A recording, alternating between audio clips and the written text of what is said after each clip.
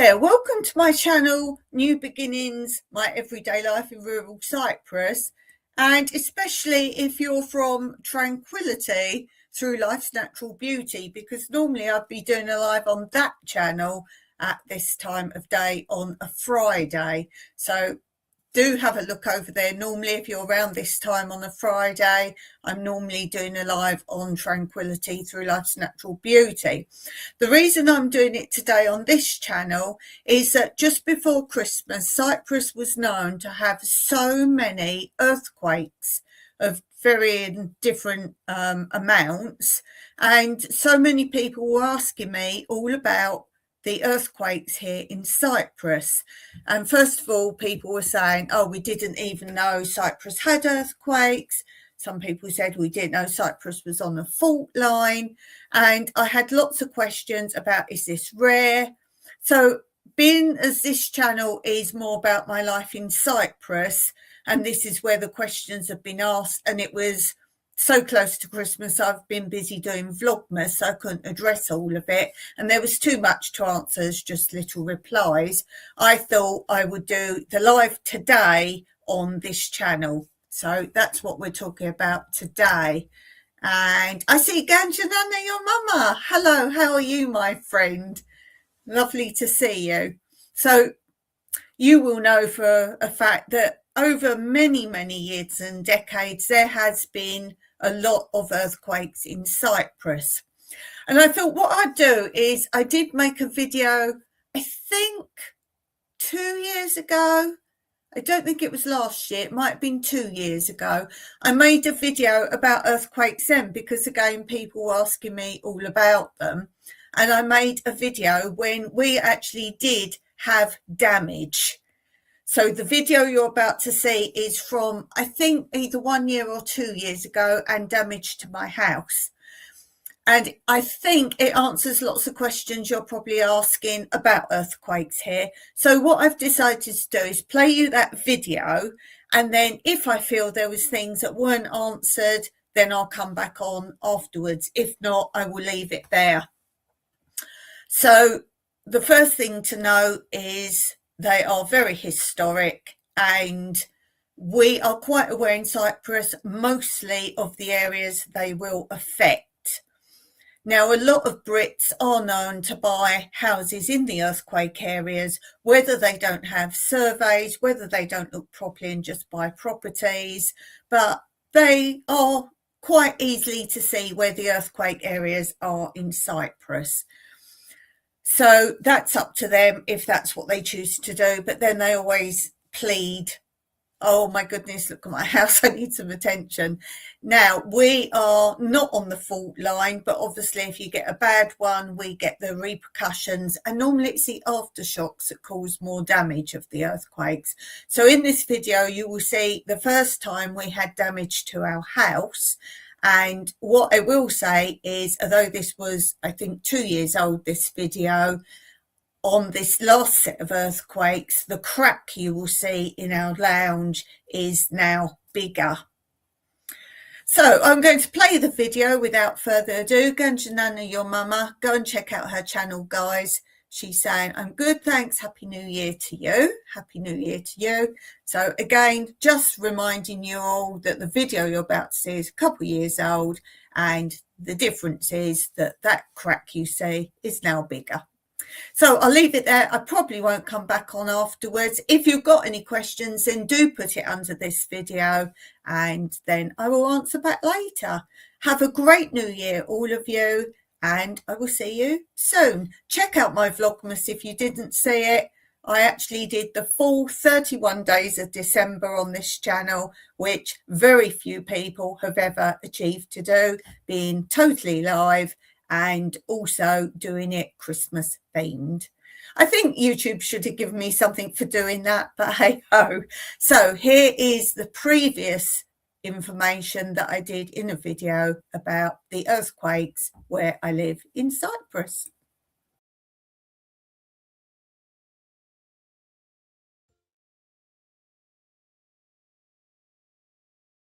Hello, today I'm going to show you some of the damage that's been done to our house from a previous earthquake but because we've been unable to deal with it and sort it out, it's actually led to a much bigger problem. But first, before I show you that, I'm going to give you a little bit of information about earthquakes in Cyprus. I have several historic news items about earthquakes in Cyprus, and this article tells you about in the past about some of the strong earthquakes we've had destroying certain towns in Cyprus. And here you can see them listed. Kurion here is actually very near where we live. And as you can see, there's also Paphos and Nicosia. And Paphos is fairly near to where we live. I'll just leave that article there for a minute for you to see. And it also says here that there have been 26 destructive earthquakes with volatile intensities occurring between 26 BC and 1900 AD. Paphos was levelled in 15 BC, while in 76 BC, Salamis, Kition and Paphos again were destroyed, the latter being the strongest to have ever hit the island. Most of the quakes in Cyprus are under sea, and that is what caused our problem here, even though we're so far up on the mountain. It says, and could create tsunamis, and there exists historical accounts and convincing geological signs that the Cypriot coast have been struck by such waves in the past. And it's also talking about one tsunami that struck Cyprus in 1222 AD. And the article says about this, the sea rose from the quake and dashed to the shore. Huge volumes of seawater, large as mountains, flooded the coast, demolishing buildings and filling the villages with fish. Paphos, they say, suffered the most. The harbour dried and the city was flooded by the sea, and the city and castle were destroyed and the residents disappeared. So there is an area very near us, a village I'll show you across the way from us called Basuri. And this is one of very many areas where if you get a good estate agent, such as we did, they tell you, do not buy there, as this is in the fault line.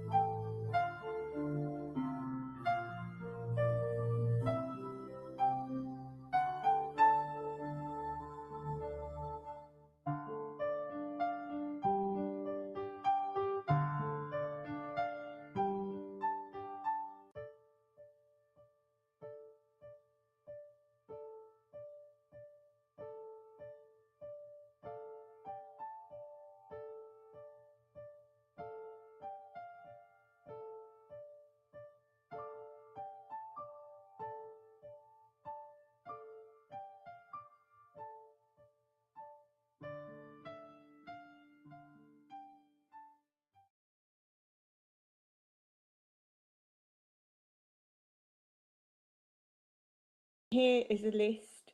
They list of catastrophic and damaging earthquakes between 1896 and 2006.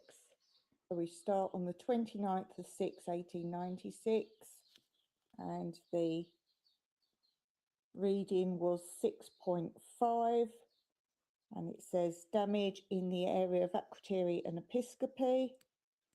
Then we have the 5th of the 1st, 1900, and the level was 5.7.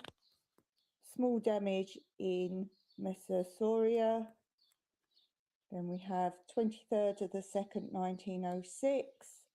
The level was 5.3. Small damage in Limassol and Colossi. Then we had the 18th of the 2nd, 1924. The amount was 6.0. Small damage in Famagusta.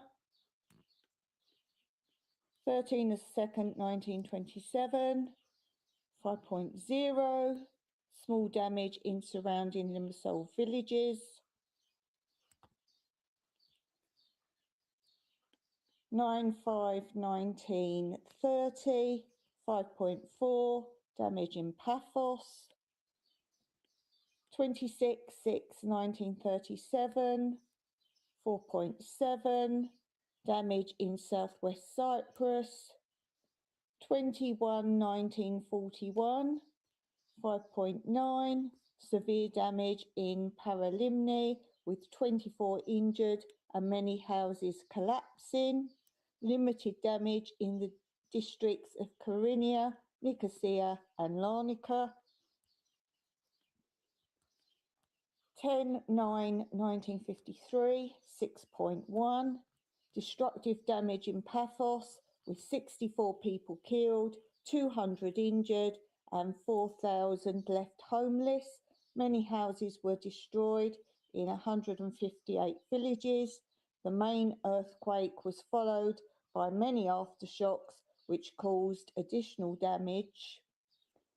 15/9/1961, 5.7. Small damage in Larnaca.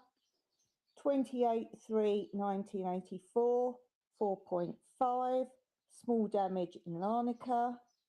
23/2/1995, 5.7. Destructive earthquake in Paphos with 2 dead. Many houses collapsed in Pano Ardiles and Milieu.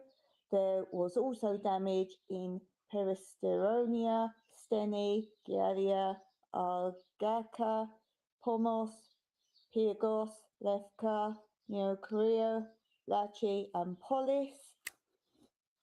9/10/1996, 6.5. Very strong earthquake in the southwest of Cyprus. 20 people were slightly injured and 2 lost their lives from indirect causes. Limited damage in Paphos and Limassol. And the last one listed at the point I got this is 11/8/1999, 5.6. Strong earthquake with the epicenter close to Gerasa caused damage to the buildings in Limassol and its villages. 40 people were slightly injured, mainly due to panic. Many aftershocks followed. And we have since had other earthquakes here, and now I will show you the damage.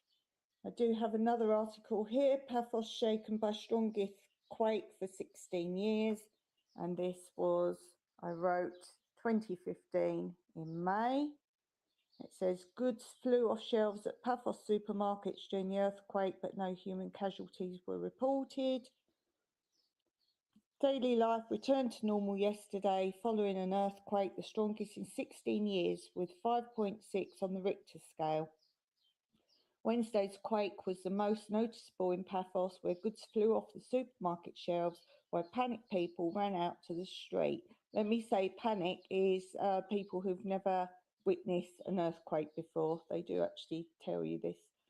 Although damage was reported, there were no human casualties.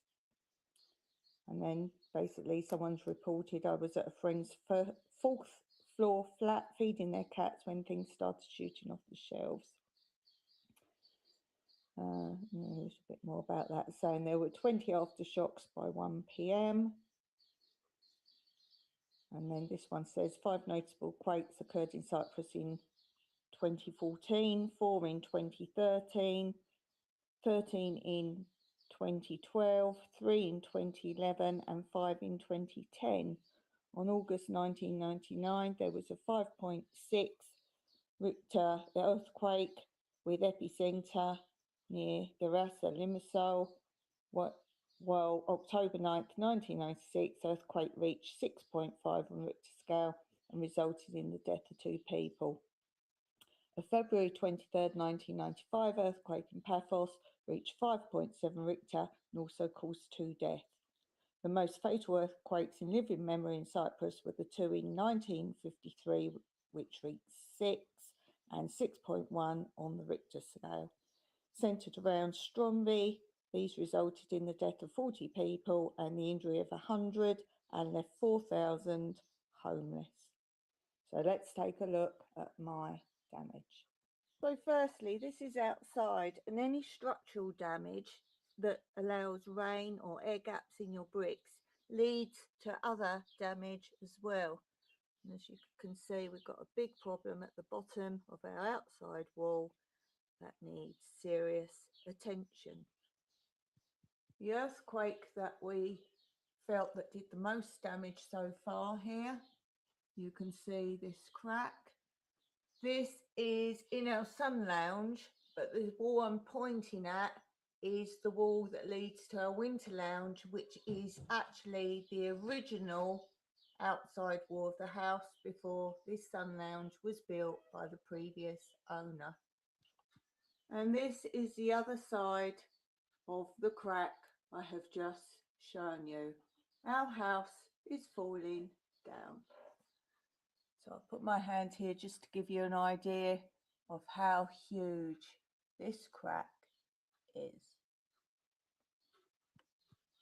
I can't reach this. This is the ceiling. And it's the shaky camera work while I try and point it up to you. So this is the smallest part of the crack. And as you can see, it's very big. It caused glass to break. This is in the doors. And I've shut the door a little bit so you can see it against the wood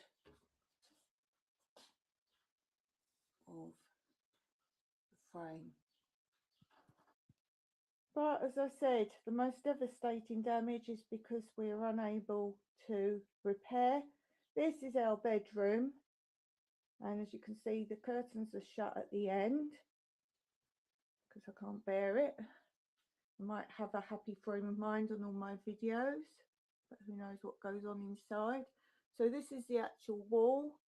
As you can see, there's mould, but this is nothing. So again, the cracks go up to the ceiling, and due to the cracks, all the plaster and damp has got in. This lintel needs to be replaced. This is still nothing. I'll open the curtains to give you more light, and then you'll see why I keep the curtains closed. Basically, this wall is now falling down from where it supports the ceiling. And why are we not insured to get it fixed? Well, there were circumstances, as happens to all, and first thing was Mike's mother died. Nobody was paying for the funeral. She hadn't left anything. She always said she had no money. So although all the other relatives were working, but we were not working, and ended up our only savings paid for his mother's funeral. Of course, in such a time of grief, he's not going to argue the toss, and he wants his mother buried.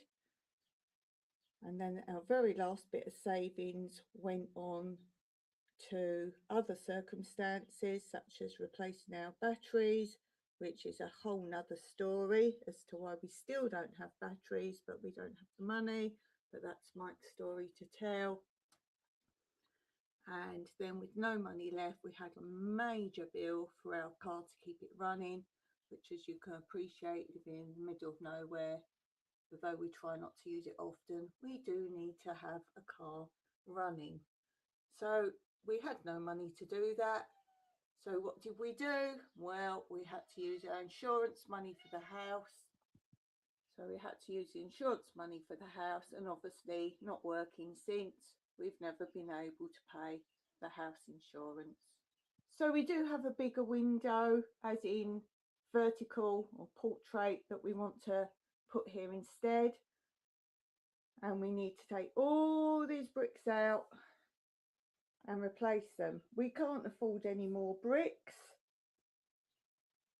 So Mike's going to have to try to get all of them out without breaking them, because we need every single one again. And this is one reason we're trying to get our Airbnb finished, so we can actually move in down there, because this whole wall will need to go and we will need somewhere to stay. It is summer, but we will have no wall and no roof. And look, this is the problem. This is what we're living with in our bedroom. And Mike is asthmatic, but luckily he doesn't seem to be affected by this. I'll just pan back for a second so you can see how much of this wall is full of mould. And it has been like this since sometime after the earthquake. And obviously the earthquake didn't cause the damp, but it is a factor because of that, and for other reasons, such as the rain now getting in. We are watertight, but as you can see, the cracks from the earthquake have shaken the whole wall. I don't know how much of these bottom cracks you can see, but they go from ceiling to floor. But for me, the main problem is this damp. So I want to get the Airbnb finished. So even if we camp out down there, we have tried bleach on this, which it did go for some time. But obviously keep paying for that as well. We don't have spare money. We get by. People ask how we're doing. For some of you who have these lovely new phones and keep running your cars all the time, for us, these are amazing luxuries. Yes, we need to go over an hour and a half away to go and buy our food, but Mike does it on very rare occasions and just goes when he needs to top up.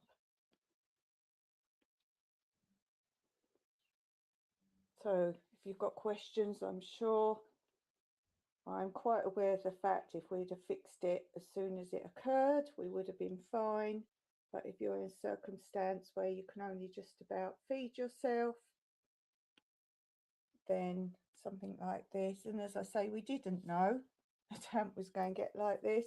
The cracks were not as bad, but obviously in time the cracks get worse.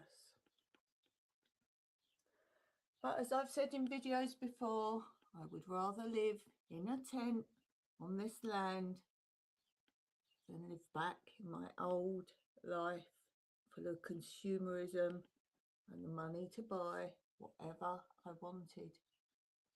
It's just this now is a structural issue. This roof needs supporting. Oh, and I'll show you about the roof.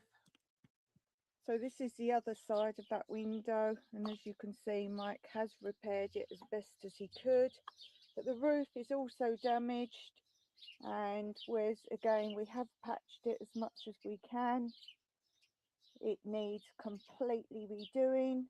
The tiles on the little part of the roof that is actually tiled, because we still have tin on a lot of portion of the house, but where Mike has replaced the tiles, there are no more tiles left.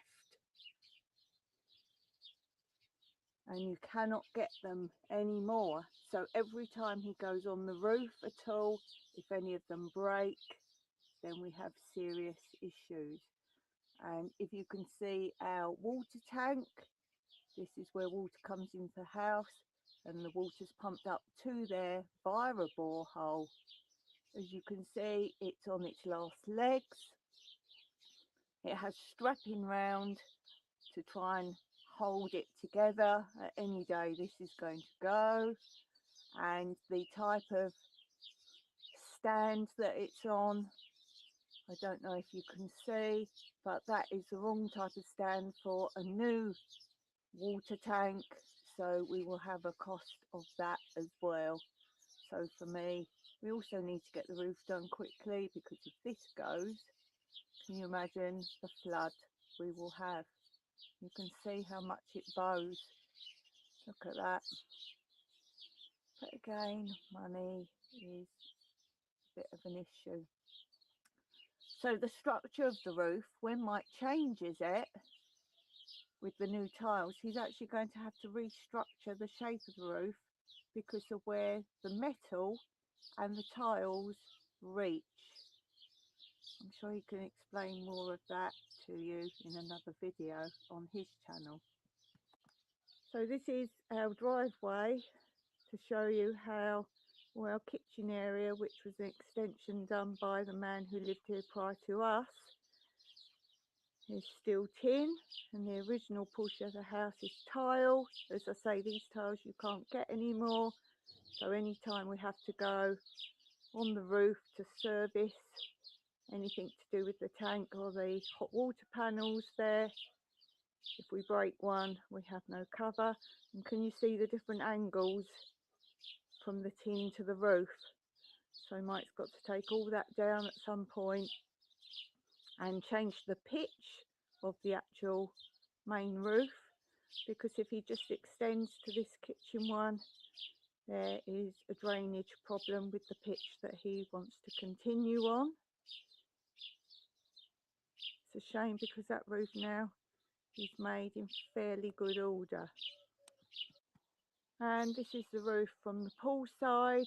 Again, as you can see, the long dark piece is the roof from the main part of the house, and then the sun lounge, again, which was an extension put on by the man who lived here before we moved in, is a completely different height.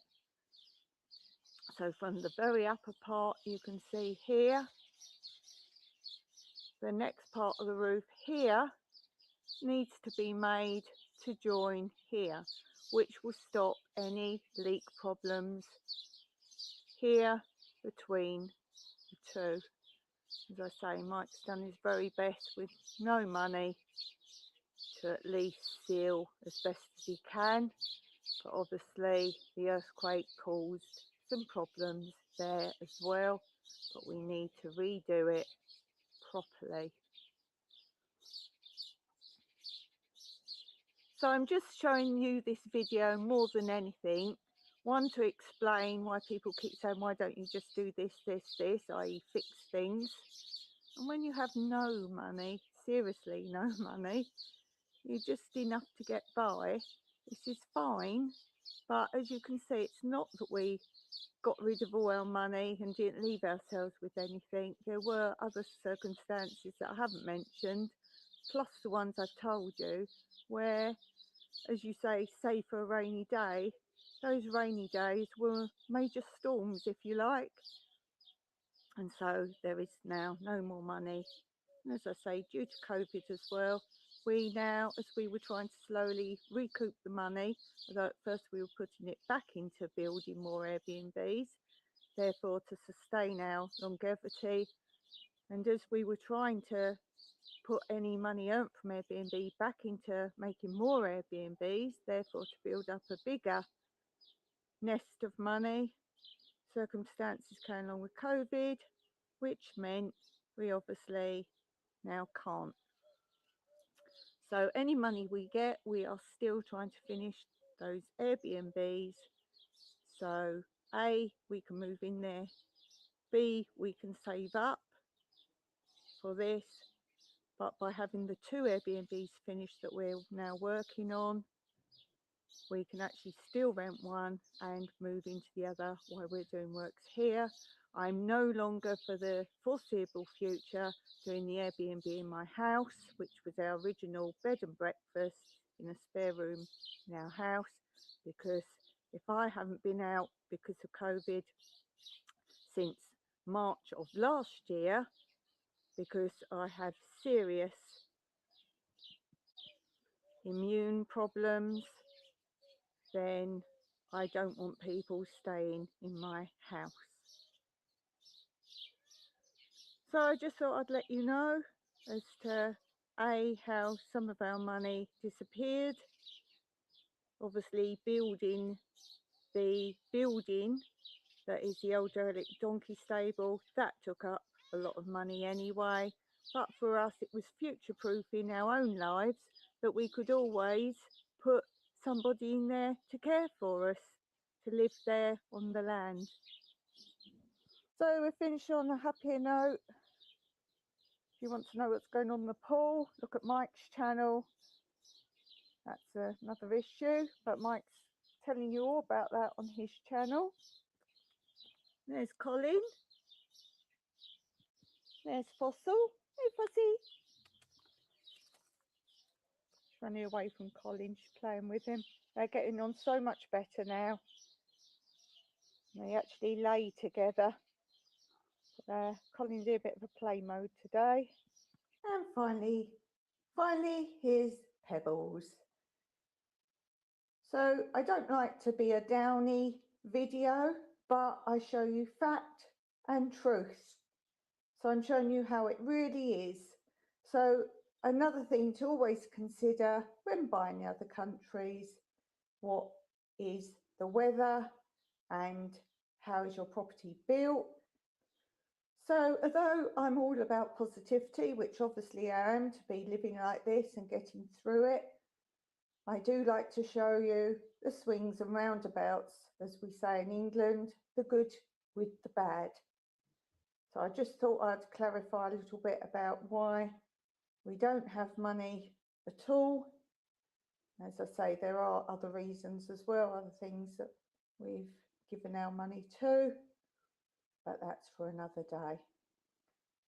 So stay positive, and obviously my next video will continue with my happy life. I'm grateful for what I do have. There are people that are homeless through no fault of their own. I'm just happy to have Mike and be living here. But these are our long-term plans, which hopefully won't be as long as I think they will take to do. But at least we have other building options. So until next time, keep your chin up, keep smiling, all the very best to you, and see you next video.